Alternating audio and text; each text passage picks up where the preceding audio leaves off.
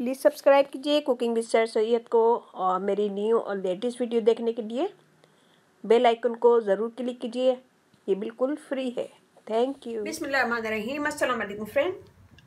आज की रेसिपी में मैं लाई हूँ आलू और चिकन के कटलेट्स बनाऊंगी मैं, और आलू और चिकन के कबाब बनाऊंगी। अच्छे होते हैं, बहुत यम्मी होते हैं, बच्चे भी इससे बड़े शौक से खाते हैं। और इसमें अगर थोड़ी सी चीज़ डाल दी जाए तो बच्चे बहुत शौक से खाएंगे। आज मैं बच्चों के लिए लाई हूँ और इसे साइड डिश के तौर पर भी कर सकते हैं। यहाँ मैंने लिया है आलू ½ kg, यहाँ मैंने लिया है चिकन ½ kg और दोनों को बॉईल कर लिया। बॉईल करने के बाद मैं इसे मैश कर रही हूँ। ये देखिए हमने मैश कर लिया। मैं इसे हटा दूंगी। हमने चिकन लिए, चिकन के भी रेशे कर लिए बॉईल करने के बाद। ये भी हम इसमें डाल देंगे। इसमें मैं डालूंगी जीरा पाउडर ½ टेबल स्पून, नमक ½ table spoon, chaat masala ½ table spoon, काली मिर्च ½ टीस्पून, लाल मिर्च ½ टेबल स्पून। ये सब चीज़ें हम इसमें डाल देंगे। अदरक लहसुन ½ टेबल स्पून। यहाँ मैंने हरा धनिया लिया, इसको बारीक काट लिया है। एक अंडा जाएगा, लेकिन वो भी आखिर में। एक प्याज लिए, उसे मैंने चॉप कर लिया, ये भी हम इसमें डाल देंगे। इसमें हम हरी मिर्ची यूज करेंगे 3 से 4।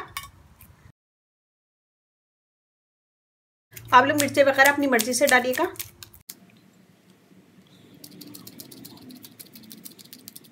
ये सब चीजें हमने डाल दी, हम इसे मिक्स कर देंगे।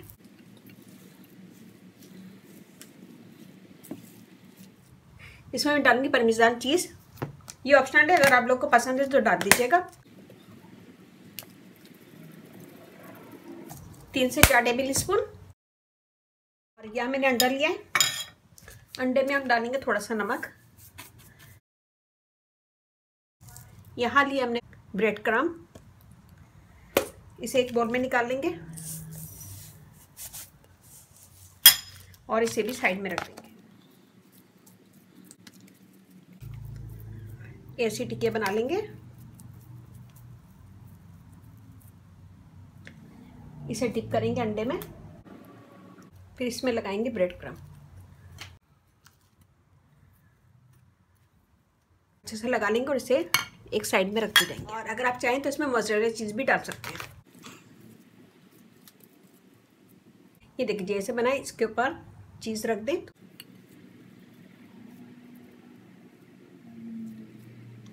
इसको सब तरफ से बंद कर दें। ये देखिए अंडे में डिप करेंगे और फिर ब्रेड क्रम्ब में।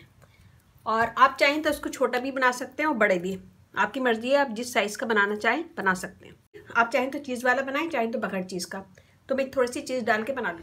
यहाँ देखिए, यहाँ हमने कबाब बना के रख लिए थे। गरम कर रही हूँ, तो तेल गरम होगा तो हम इसे फ्राई करते हैं। ये देखिए तेल हमारा गरम है, हम इसे फ्राई कर लेंगे।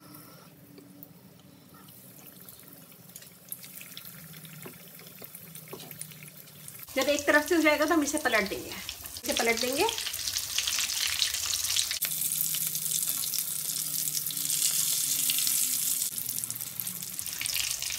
हम इसे निकाल लेंगे।